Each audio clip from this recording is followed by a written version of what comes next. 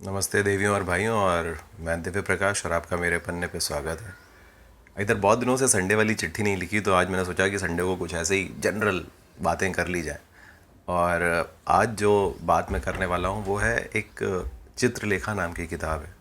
और नॉर्मली मेरे से लोग पूछते रहते हैं कि कौन सी किताब पढ़नी चाहिए, कौन सी नहीं पढ़नी चाहिए। तो चित्रलेखा जो किताब है भगवती चरण वर्मा जी ने लिखी थी। और मैं ये मानता हूँ कि अगर हिंदी में आपने ज़िंदगी में केवल 5 किताबें भी पढ़ी या पढ़ें, अगर आप पढ़ना चाहें, तो उनमें से एक चित्रलेखा ज़रूर होनी चाहिए।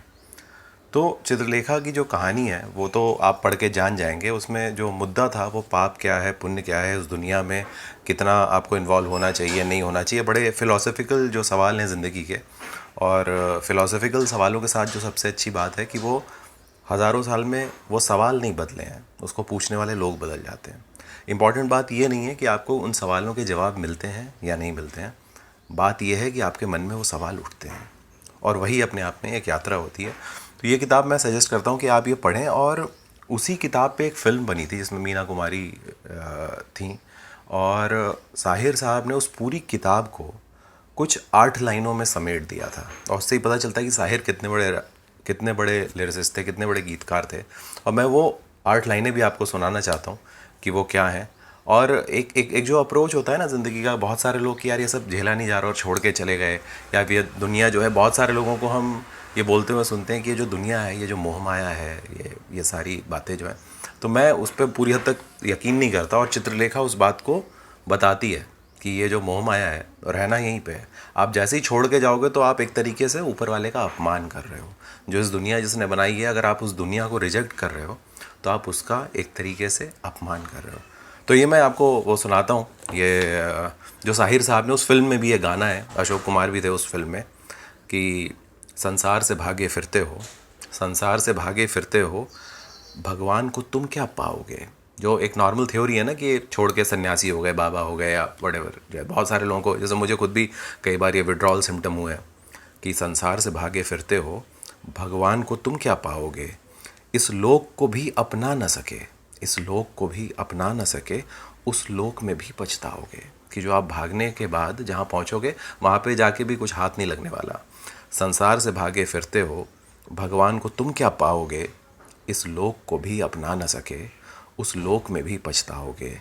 ये पाप है क्या, ये पुण्य है क्या, ये पाप है क्या, ये पुण्य है क्या, रीतों पर धर्म की मोहरें हैं। ये पाप है क्या, ये पुण्य है क्या, रीतों पर धर्म की मोहरें हैं। हर युग में बदलते धर्मों को कैसे आदर्श बनाओगे, हर युग में बदलते धर्मों को कैसे आदर्श बनाओगे। ये भोग भी एक तपस्या है, ये भोग भी एक तपस्या है।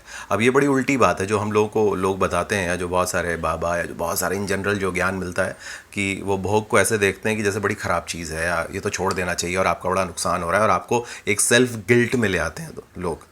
तो अगली लाइन उन लोगों के लिए है कि ये भोग भी एक तपस्या है, तुम त्याग के मारे क्या जानो। ये भोग भी एक तपस्या है, तुम त्याग के मारे क्या जानो। अपमान रचयिता का होगा जो रचना को ठुकराओगे, अपमान रचयिता का होगा रचना को अगर ठुकराओगे। हम कहते हैं ये जग अपना है, हम कहते हैं ये जग अपना है, तुम कहते हो झूठा सपना है। हम कहते हैं ये जग अपना है, तुम कहते हो झूठा सपना है। हम जन्म बिता कर जाएंगे, तुम जन्म गंवा कर जाओगे। संसार से भागे फिरते हो, भगवान को तुम क्या पाओगे। और ये बहुत गहरी फ़िलॉसफ़ी है जो कि इस संसार में आपको रहना है तो जी के ही उसको निकलना पड़ेगा, आप उसको रिजेक्ट करके नहीं जा सकते। जैसे मैंने कहीं पे बहुत पहले ये सुना भी था कि जैसे लाइफ ऐसा होना चाहिए, जैसे मुझे तो ये बहुत ज़्यादा पता नहीं है लाइफ के बारे में, कि जैसे तालाब में एक सूखा जो पानी हल्का सा होता है जिस तालाब में, तो कई बार जब उस पर पत्ता गिर जाता है कोई पेड़ से अपने आप, एक सूखा पत्ता, तो वो एक तरफ पूरी तरीके से पानी में होता है, गीला होता है, और एक तरफ पूरा सूखा होता है।